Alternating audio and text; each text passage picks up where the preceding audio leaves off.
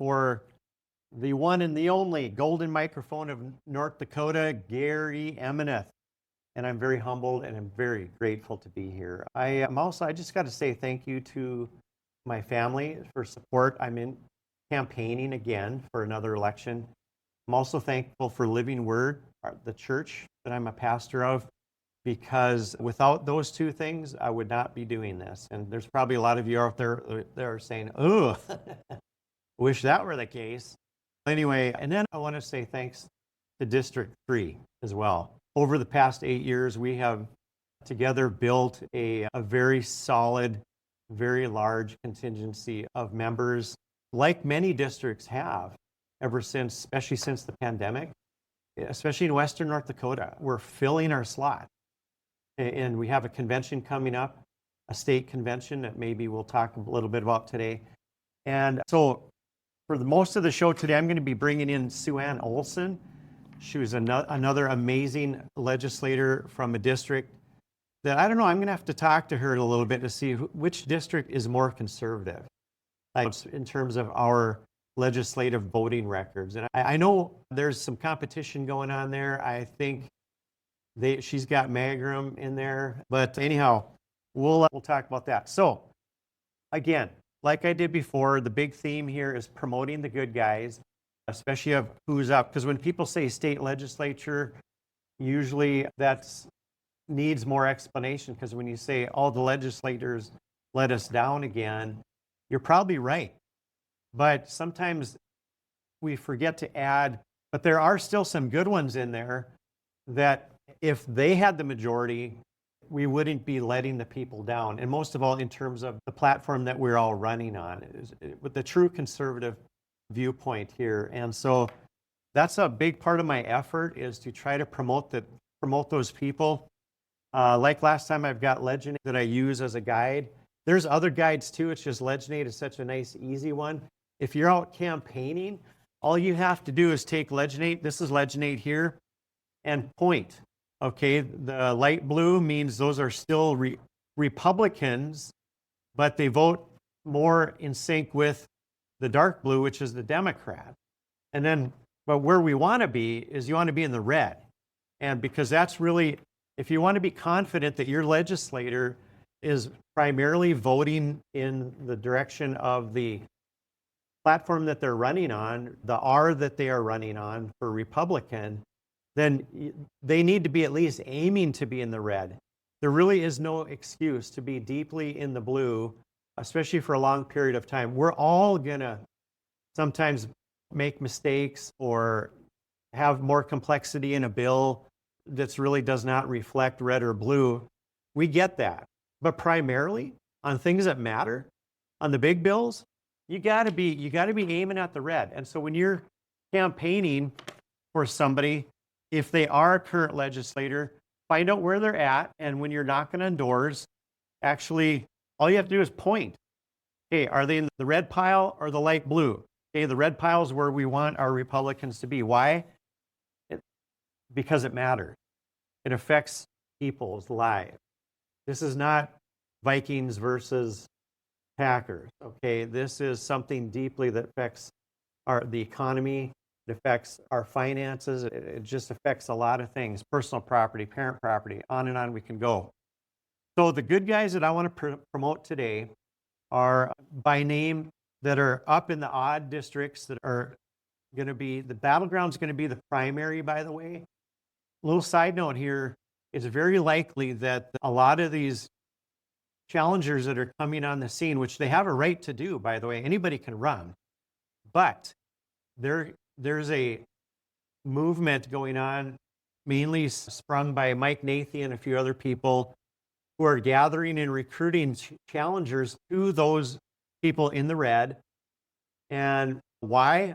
I'm not really sure all the time why, if you claim to be a conservative, why you'd be upset about somebody who's more conservative than you. But lest I digress, I think what's happening is the skipping of endorsing conventions is going to happen.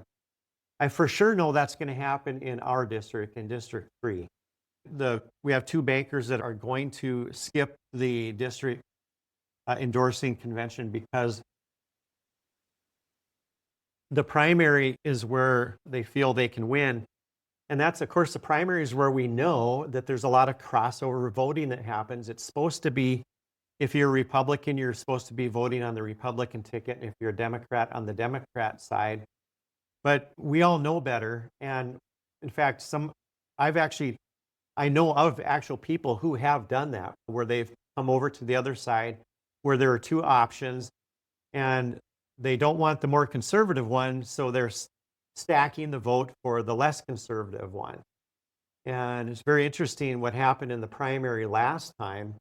I think a lot of that happened because the state convention, really, the more conservative, the red, the people that wanted the more red side, they dominated the convention. Almost, you could say, embarrassingly. You think about the win of Steve Nagel over Shane Gettle. Hey, okay, nothing against Shane, but he lost. And how that's being interpreted by the other side is somehow this takeover. Yeah, when you have the majority, you can frame it any way you want, but that's how the process works. If you have a majority, then you win.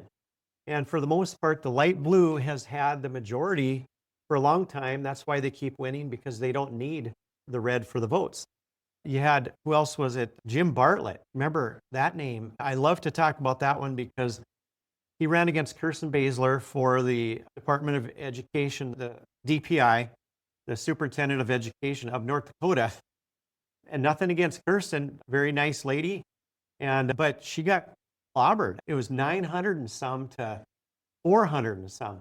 So what's my point? My point is that the convention last time, that's what happened. But then when you get to the primary in June, where Republicans are supposed to vote for Republicans and Democrats are supposed to vote for Democrats, you had Kara Munn, for example, that was on the Republican side, but very liberal.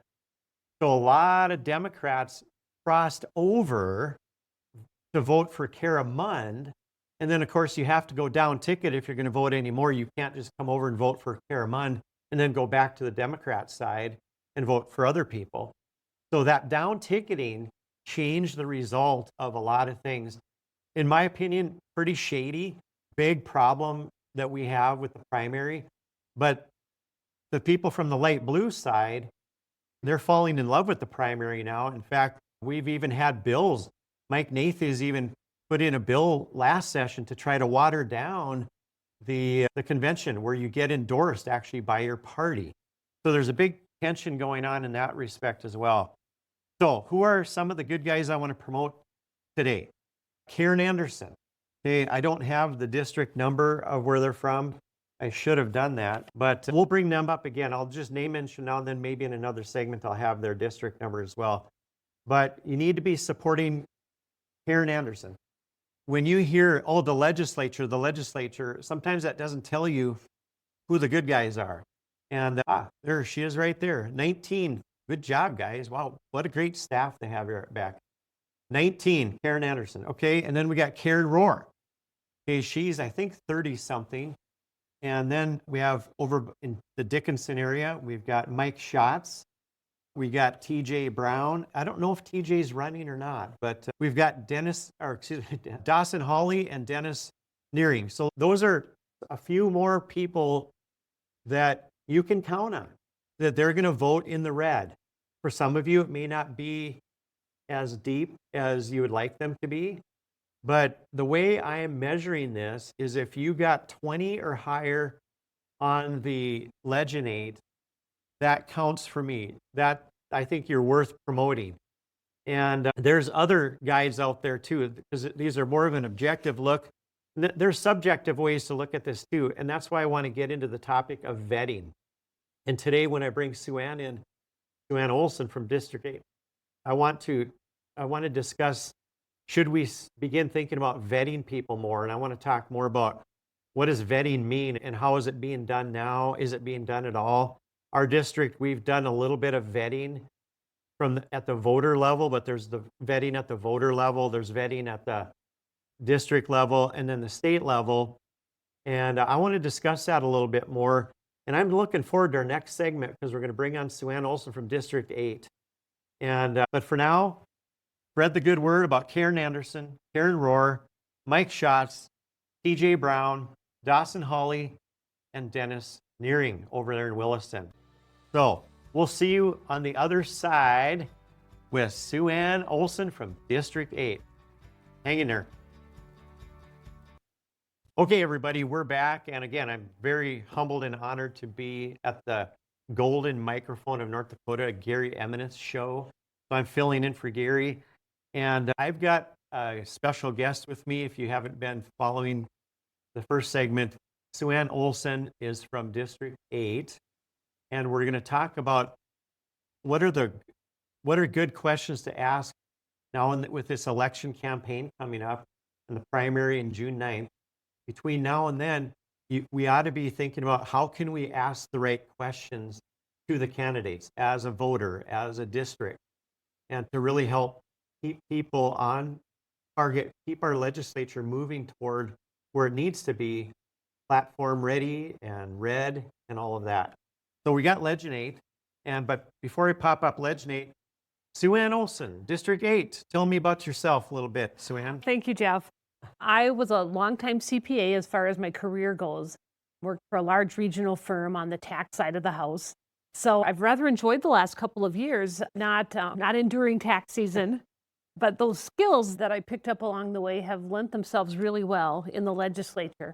Understanding the numbers, the budgets, that kind of thing, and even the legalese as far as reading through large bills and stuff. That is not hard for me. But I really got into this just by background. My dad was a dairy farmer. I grew up as part of a large farm family. I'm the fifth of 7 kids. And working hard, making your own way in life was just part of how we lived and how we grew up. But not relying on somebody to take care of you, to figure it out for yourself.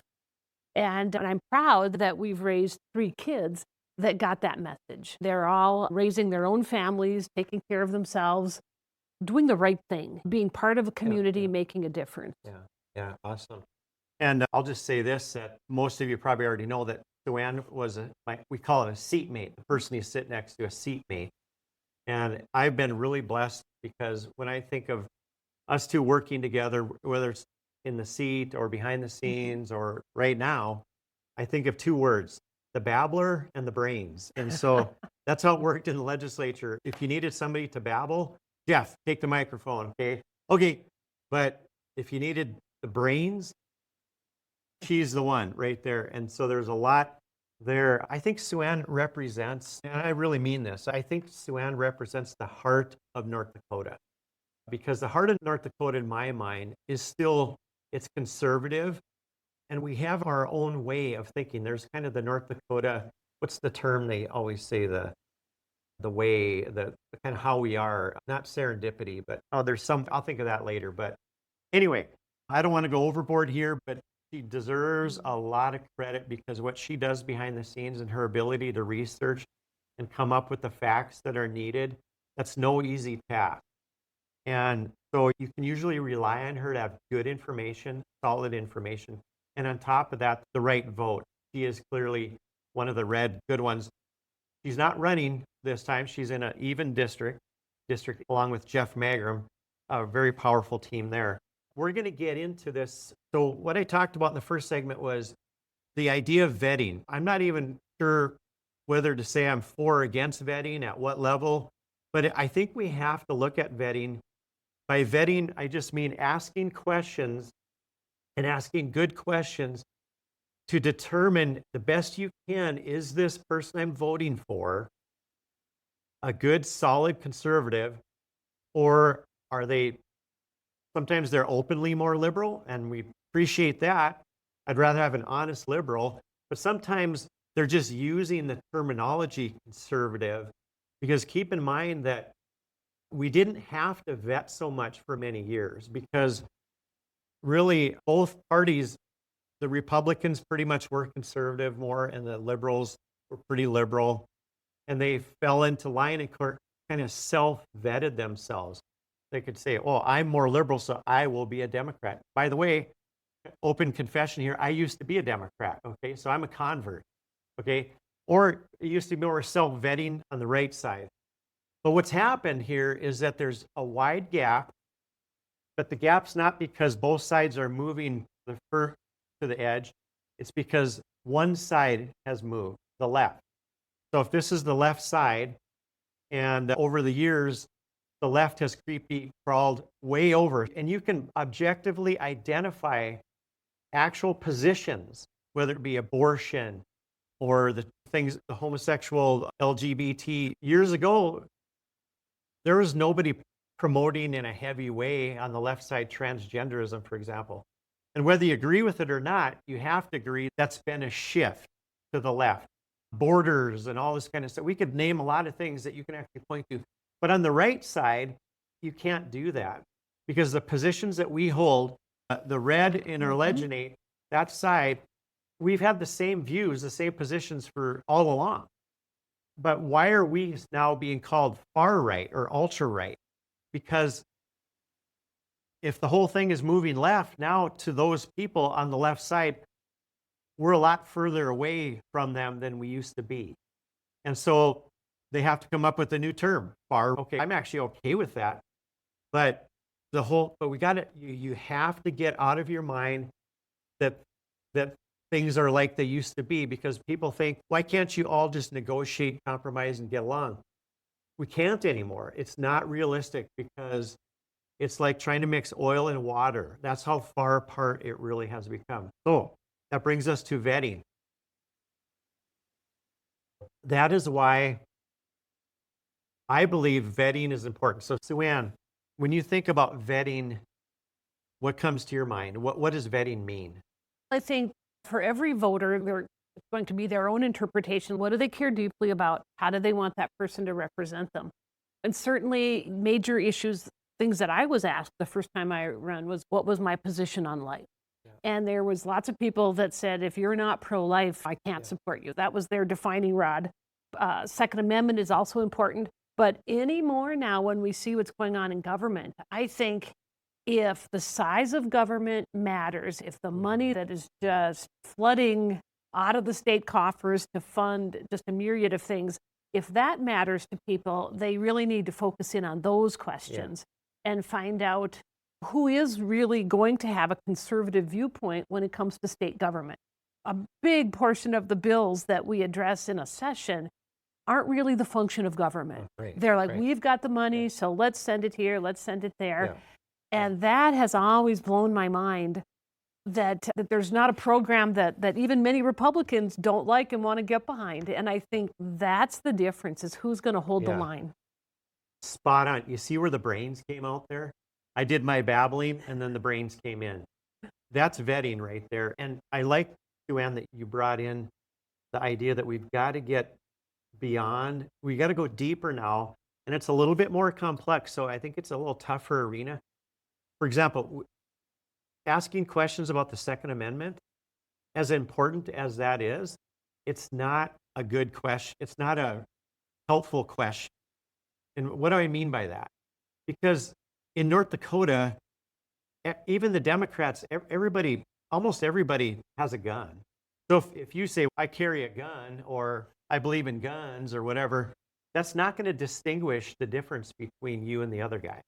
Kelly Armstrong, I think he's using that to promote himself. He tells gun stories about himself, which is fine, but it really doesn't, it's not very convincing that you're a true conservative, because it doesn't really distinguish you. I would say even the pro-life issue, almost every Republican is going to be able to say they're pro-life at some level. So again, I'm promoting, and I think SuAnn is as well, correct me if I'm wrong, but we've got to go deeper than that. Not that those issues aren't important. I'm not saying that at all, especially the abortion one. That deserves its own segment in and of itself. But the role of government is what SuAnn pointed out. Spot on. And we need to start getting deeper on, should the government, for example, be investing in making investments? Should they be putting tax dollars to make more money for the government? That's a role of government question. Why would we take money from the taxpayer and then invest it in whatever? And from a micromanaging that might be a brilliant idea from a business standpoint. Hey, look at the ROI. We're getting a great return on our investment. But the bigger question is, should we be even doing that? Is that our role?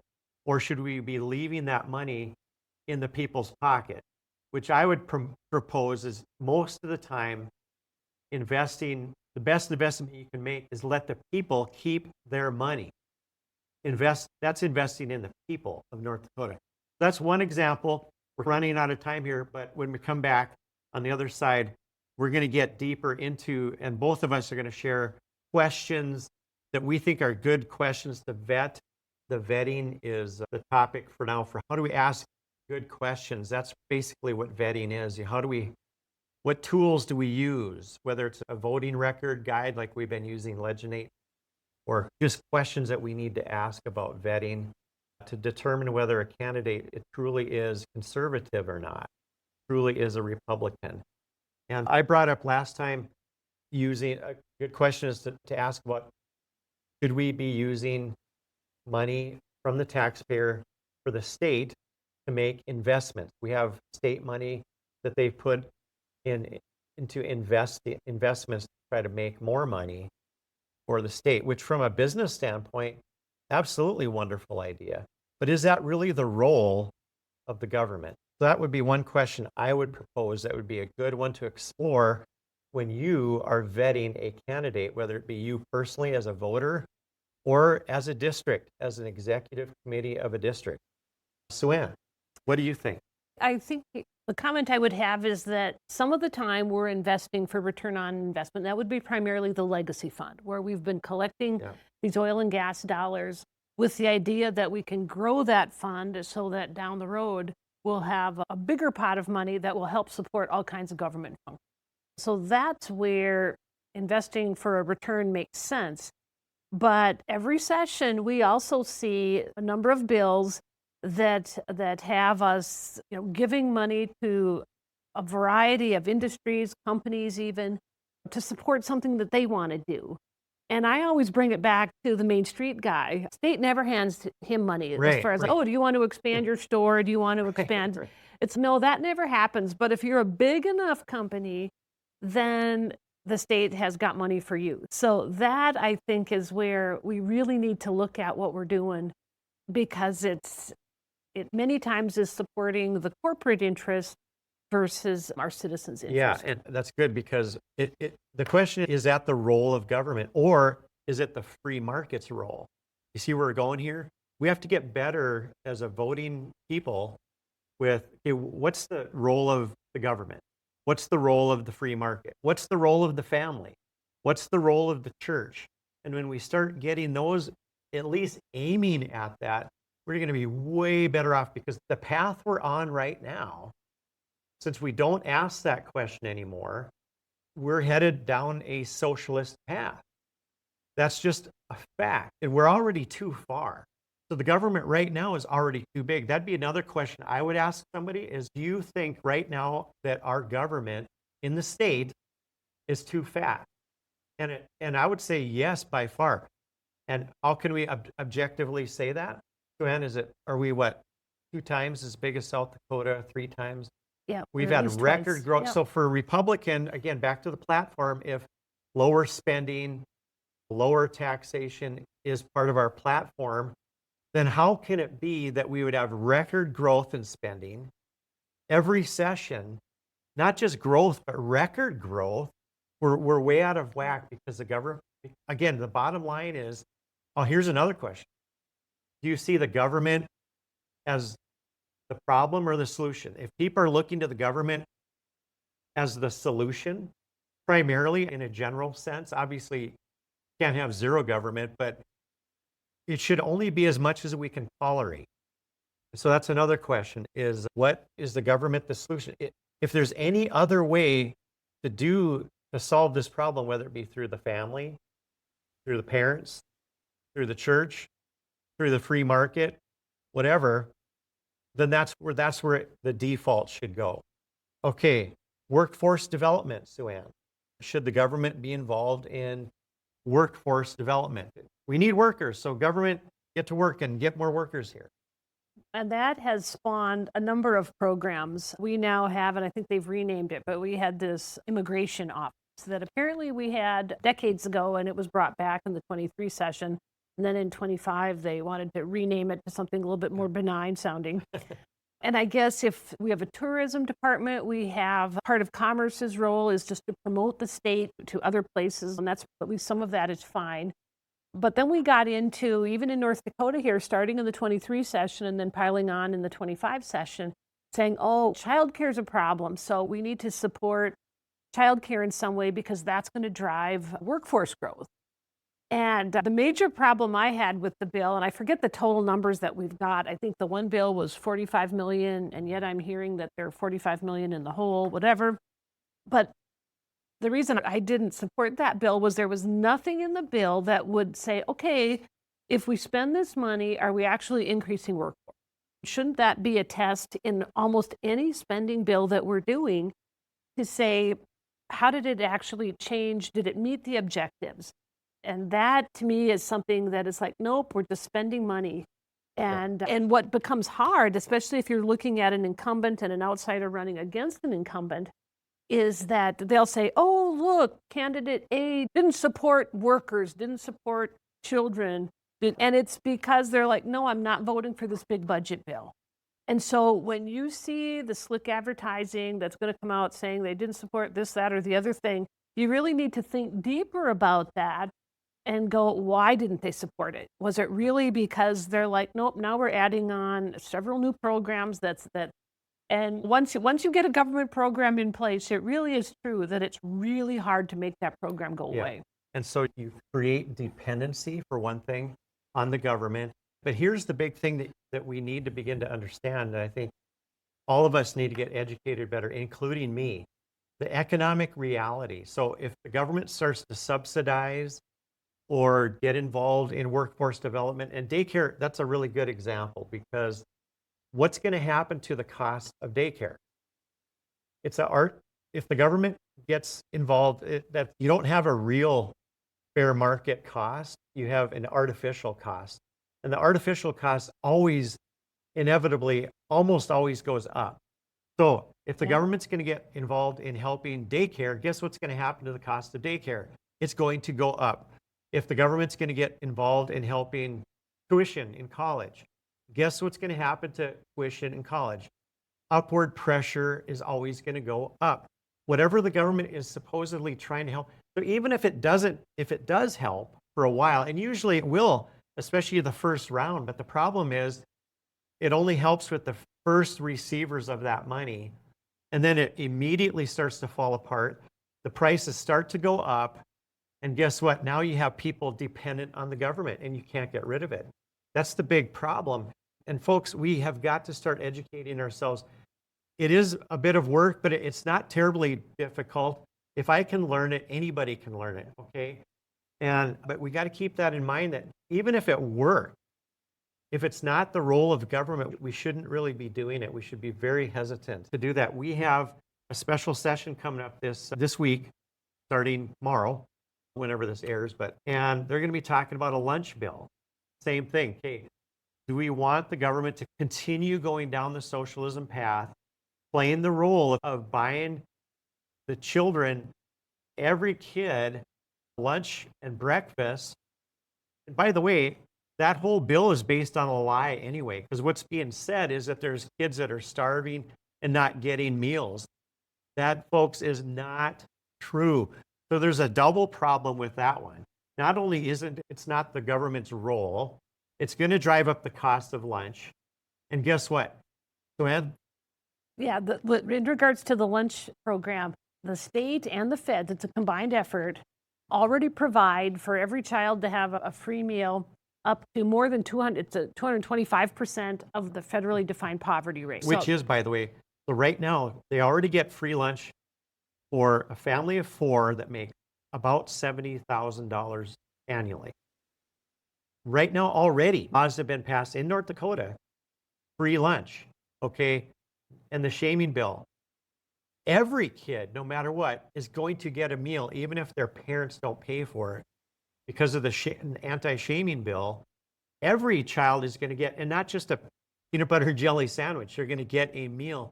So it's a lie to say that kids are starving. And I think the argument that some people look at what North Dakota's been doing spending wise and they're going, you know what, if we can find 19 billion to spend somewhere in this state, then dang it, why shouldn't we pay for kids' meals?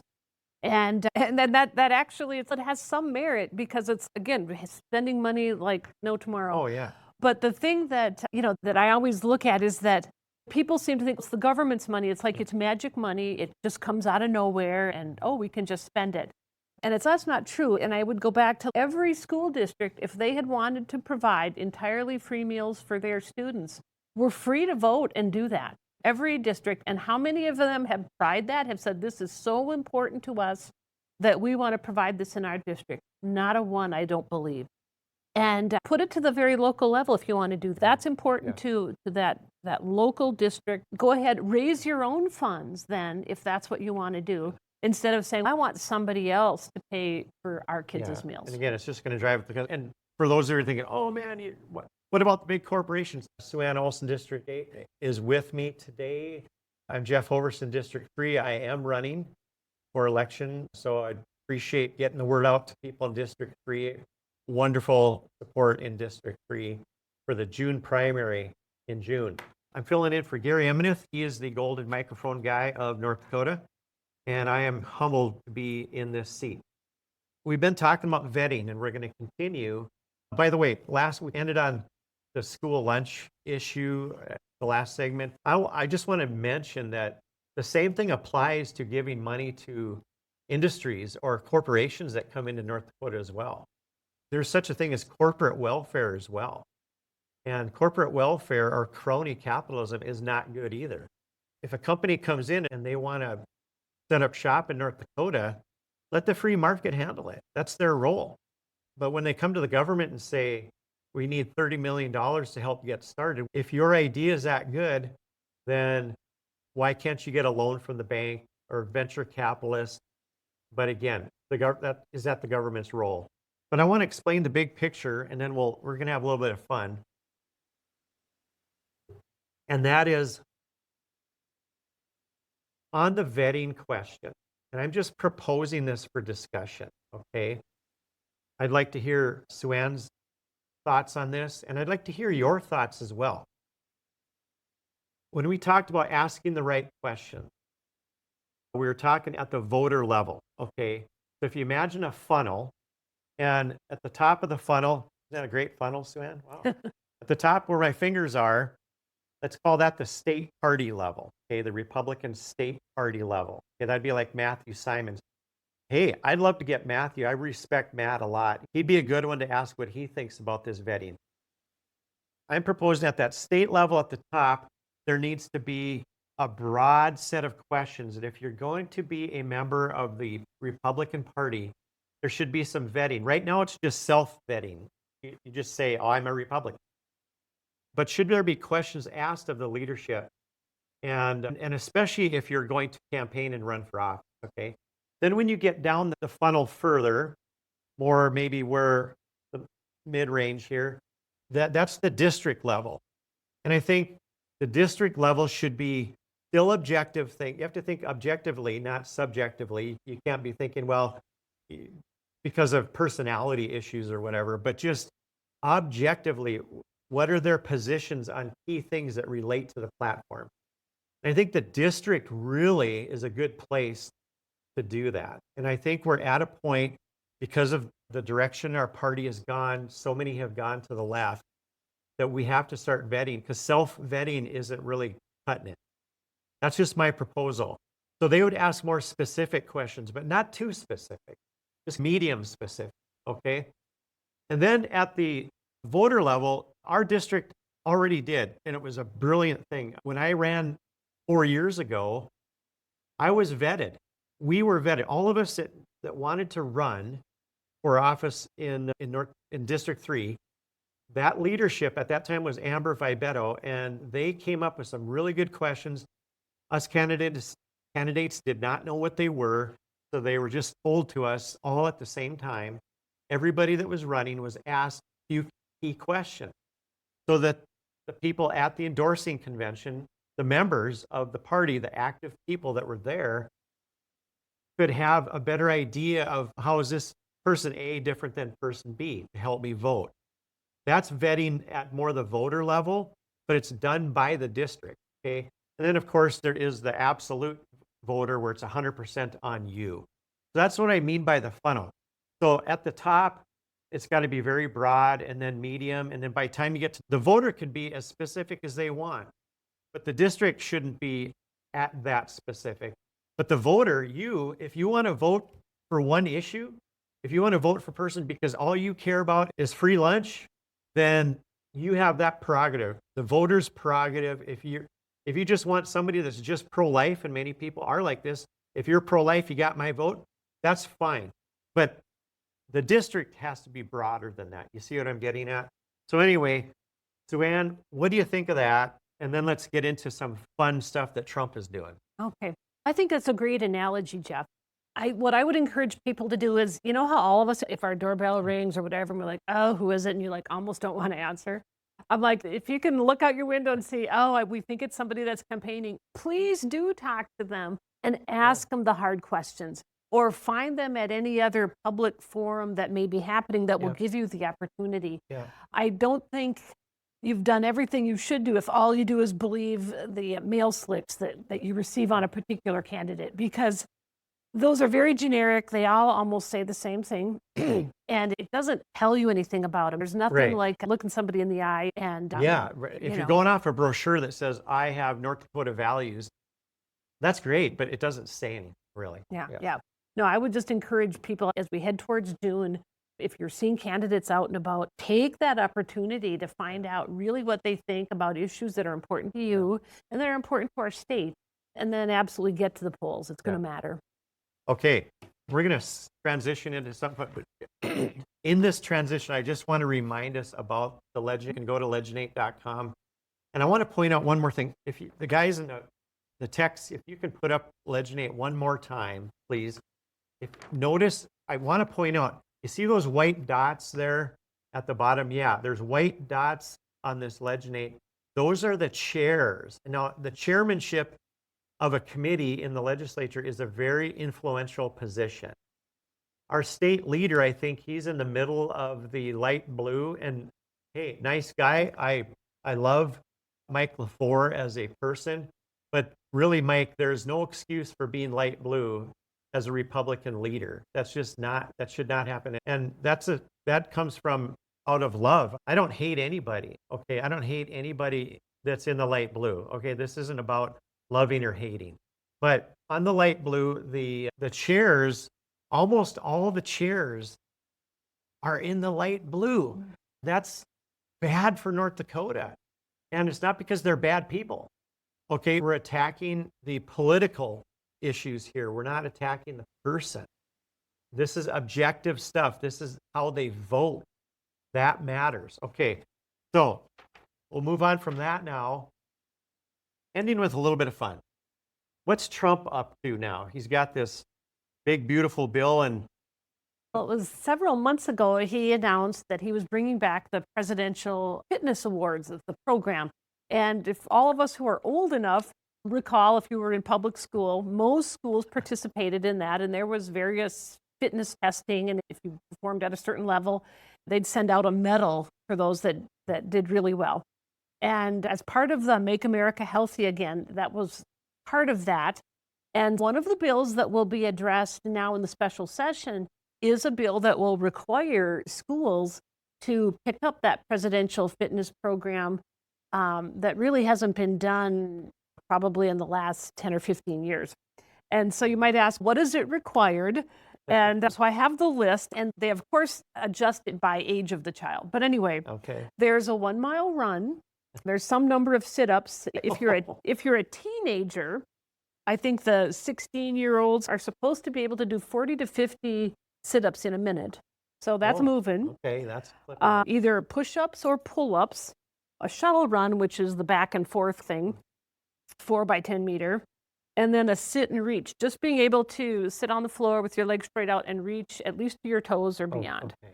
And the reason for that is that If you just look around, so many children get very little exercise and they're overweight. And opponents will say, oh, but now we're testing kids and some of them are going to feel bad that they're not going to get the award. And yep, that might be true. But maybe it will encourage Phi-Ed teachers to actually get those kids moving, not just, sometimes you can drive by if they're outside doing Phi-Ed and everybody's kind of standing around. They're not really doing anything. And maybe this will encourage Phi-Ed teachers to actually like, nope, we're going to run. It can be a run or a fast walk. But with the idea that if we don't start building, moving physical fitness in our children, they're way less likely to start doing it as adults. Yeah. So I think the idea is great fun. I think it's the right thing to do.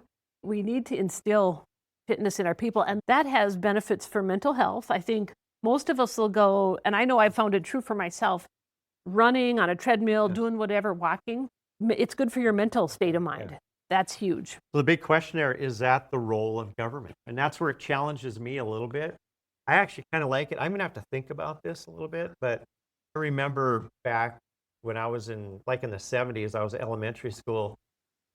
Was it the governor that came out with these clubs, like the 250 club or the 500 club? I remember not being able to do a pull-up. So I couldn't either. I couldn't do it.